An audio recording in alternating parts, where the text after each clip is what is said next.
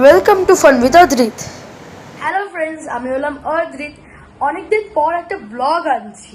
হ্যাঁ, এতদিন তোমাদের আমি গেমিং ভিডিওস দেখাচ্ছিলাম, আর আজকে আমি নতুন কন্টেন্ট এনেছি, যেটার মধ্যে আমি তোমাদের একটা নতুন জায়গার সন্ধান দেব, আর আমি তোমাদের ঘুরেও দেখাবো জায়গাটা। এই জায়গাটি হলো লাটাগুড়ি থেকে ওই 10 কিলোমিটার দূর, আর চালসা মোড় থেকে 1 থেকে 2 কিলোমিটারসই হবে দূরে একটি হোটেল, যে হোটেলটার নাম হলো রূপসী বাংলা ইকো রিসর্ট। হ্যাঁ ফ্রেন্ডস, এখানে অনেক কিছু ফেসিলিটি আছে। এখানে একটা সুইমিং পুল আছে। এখানে রেস্টুরেন্টের ফুডসগুলো খুব ভালো, যতক্ষণ আমি এক্সপিরিয়েন্স করেছি। আর আজকে সকালে আমরা এসেছি উইথ স্কুটি।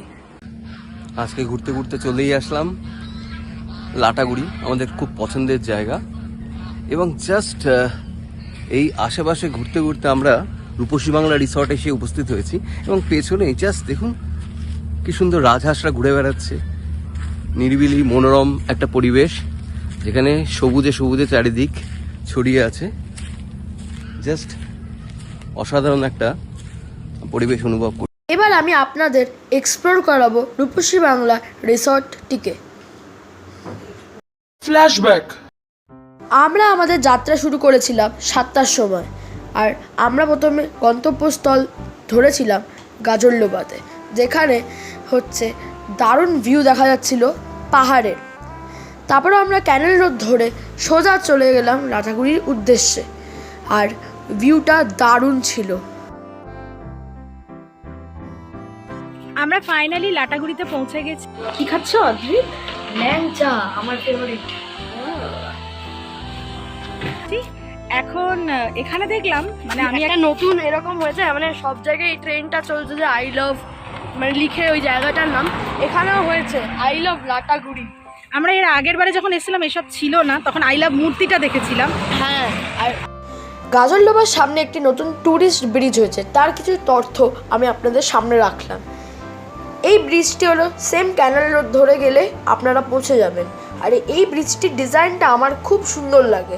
লাস্ট 2 বছর ধরে আমি এই রাস্তায় ট্রাভেল করি, আর এই ব্রিজটা কনস্ট্রাক্ট হতে দেখলাম।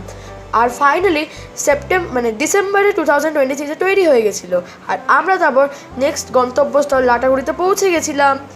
এই জায়গাটি পড়বে গরুমারা ন্যাশনাল পার্কের একদমই পাশে, যেখানে হাতিরা মহাকালকে পুজো করত। হোটেল ঢুকেই আমরা প্রথমে সুইমিং পুলে সবাই ঝাঁপ মেরে দিয়েছিলাম। আমি আমার বাবার সাথে টিউবে এনজয় করছিলাম, আর আমি আমার মাকে সুইমিং শেখাতে এনজয় করছিলাম। হঠাৎ করে বৃষ্টি দেখা পেলাম আমরা। হ্যাঁ, শিলিগুড়িতে লাস্ট ফিউ ডেজ বৃষ্টি একদমই হচ্ছে না, কিন্তু লাটাগুড়িতে এসেই আমরা বৃষ্টি পেয়ে গেলাম, আর এটা আমাদের খুব ভালো লাক। আর আমার বাবা মা চা খেয়ে এনজয় করছিল বৃষ্টিটাকে। বৃষ্টি থেমে যাওয়ার পরেই ফুল আর নেচারের সৌন্দর্যটাও বেড়ে গেছিল, আর আমরা রূপসী বাংলা রিসর্টটাকে ঘুরতে লাগলাম। সুইমিং পুলের সামনে দিয়ে যেতে গিয়ে আমার মনে হলো একটু পাটা সুইমিং পুলে ডোবানো যাক, আর তারপর আমরা একটি গৌতম বুদ্ধের ছবি দেখলাম। ওনাকে প্রণাম করলাম আমরা। হাই ফ্রেন্ডস, আমি তোমাদের যত বলে দিলাম আমরা রূপসী বাংলা ইকো রিসর্টে আছি, আর এখানে আমরা আফটারনুন থেকেই আছি। এখনো পর্যন্ত খুব দারুণ এক্সপিরিয়েন্স হয়েছে। আমরা সুইমিং পুলেও গেছিলাম, দারুণ এনজয়মেন্ট হয়েছে। দুপুরবেলা লাঞ্চটাও খুব ভালো ছিল, লাঞ্চটাও দারুণ লেগেছে। আর আমরা এক্ষুনি একটা স্ন্যাক্স অর্ডার করলাম, ওটাও দারুণ ছিল। ঘুরতে ঘুরতে আমাদের চোখে পড়লো একটি শিব ঠাকুরের মন্দির, আর সেই মন্দিরটাও আমার খুব ভালো লেগেছিল। ইভিনিং স্ন্যাক্স খাওয়া সত্ত্বেও আমাদের খুব খিদে পেয়েছিল, দ্যাটস ওয়াই আমরা এটা অর্ডার করেছিলাম। বলে দিয়েছি ডিনারে আমরা কি খাচ্ছি। আমরা ডিনারে খাচ্ছি রুটি, চাপাতি, এটা হলো চিলি পনির, আরও আছে চাউমিন, আর আছে মিষ্টি। সকালে উঠেই আমি চলে গেছিলাম সুইমিং পুলের দিকে। দ্বিতীয় দিন আমি সোজা সুইমিং পুলে ডাইভ মেরে দিয়েছিলাম, আর জলটা টেম্পারেচারটা একটু ঠান্ডা ছিল। So friends, we are in swimming pool. খুব মজা হচ্ছে, এখানে একটা ঝর্ণা আছে আর আমি ঝর্ণার মধ্যে স্নান করছিলাম। আমার বাবা আমাকে টবের মধ্যে উঠিয়ে দিয়েছে আর আমার খুব আরাম লাগছে, আমি রিল্যাক্স করছি। এটা আমাকে পাঠিয়ে দিও। তারপর আমি সুইমিং পুলের মধ্যে টিউব পেয়ে ওটার মধ্যে বসে গেছিলাম আর আমি আমার বাবার সাথে এনজয় করছিলাম টিউবের মধ্যে।